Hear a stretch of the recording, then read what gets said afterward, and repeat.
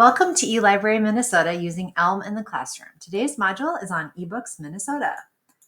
eBooks Minnesota is a collection of fiction, nonfiction, history, Minnesota-specific titles, graphic novels, biographies, award winners, and Spanish language titles that our collection development team has gathered to represent the interests of all Minnesotans.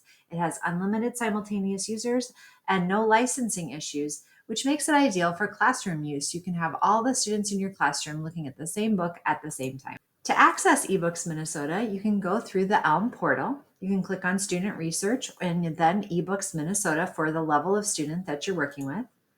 You can also access eBooks Minnesota through ebooksmn.org. There is no login needed to read. It geolocates you to ensure that you are in Minnesota. You have unlimited users, but you cannot use the personalization features like bookmarking, notes, etc. until you log in. So you can read away without being logged in, but you want to log in if you want the more advanced features. You can use the search bar to search for titles and look around. And you can also use the groups and categories on the left-hand side. Those are curated lists that are great for browsing our featured collections like Indigenous representations and AP English Lit, collections such as that.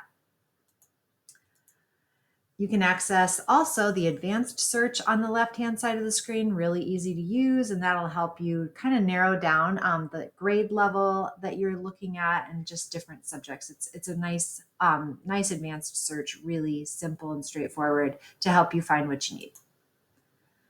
Our recommendation is that your school does set up a free account with our ebook vendor, Mackin, and then you can integrate eBooks Minnesota and any other Mackin via audiobooks and ebooks into your single sign-on.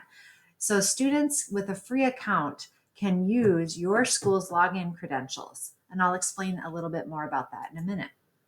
The benefits of doing it this way are that your school can add other ebooks and audiobooks to combine with the free eBooks Minnesota titles. You can use the Mackin Via app. So if you're an iPad school, that's really nice for the nice reading experience of an ebook on a tablet. You can be rest assured that Mackin customer service is very familiar with this process for Minnesota schools and will be really available to help you get it all set up. When the students are logged in, they are allowed to bookmark, favorite, and annotate titles. It's just a little bit better of an experience. It makes it easier for you to share classroom texts with them. Mackin does not make it really easy to just link right back to content that you want students to have. So if they are logged in and can make bookmarks together, then that's a really easy way for you to get everybody back on the same page, literally.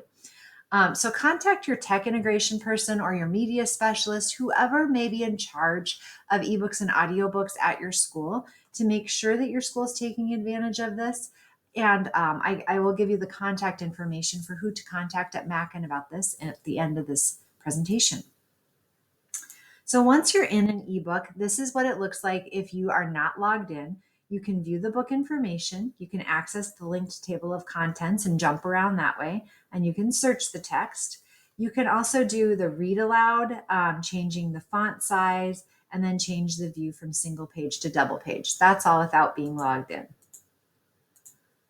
If you are logged in, you do have a lot more features. You can mark the book as a favorite for easy retrieval in your backpack. You can bookmark within a book your spots, and you can do several bookmarks. So that's handy with students. You can get the MLA citation, and you can access the notebook, which is where students can take notes and annotate content. So that's, if they're logged in, they can always get back to that stuff. And once they're in the actual book itself, they can highlight certain text, have that read aloud to them. They can underline it. They can put little sticky notes on it, and they can copy it and put it into other text as well. They also will have a backpack if they're logged in, and that's where their favorites will go, and that's how they can get back to specific titles. If they favorite them with the heart, they can get back to them in the backpack, and then also access that notebook. They do not need to check out titles in order to be able to do all these functions. So if you want to share links back to content, it's a little bit tricky, especially, but if you are a tablet school. So again, the best way is if they can favorite titles and just get back to them that way. You can copy the URL if you are a Chromebook school, maybe, or a laptop school. You can copy the URL in the browser to get back to content. And that is kind of, it's been glitchy, so we don't recommend it, but that has worked in the past.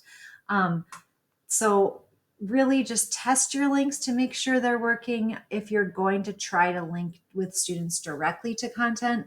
I think that's improving. It's in the process of improving, but it's summer of 2023 right now, and it has been a little bit unpredictable to share links to back to eBooks Minnesota content without having an account and using the favorites function.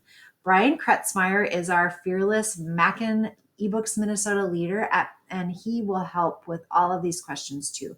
So your media specialist or tech integrationist is probably familiar with Brian. If not, feel free to reach out to him and get things going for your school. Thank you so much. Reach out to us anytime if you have any questions. We are here to help.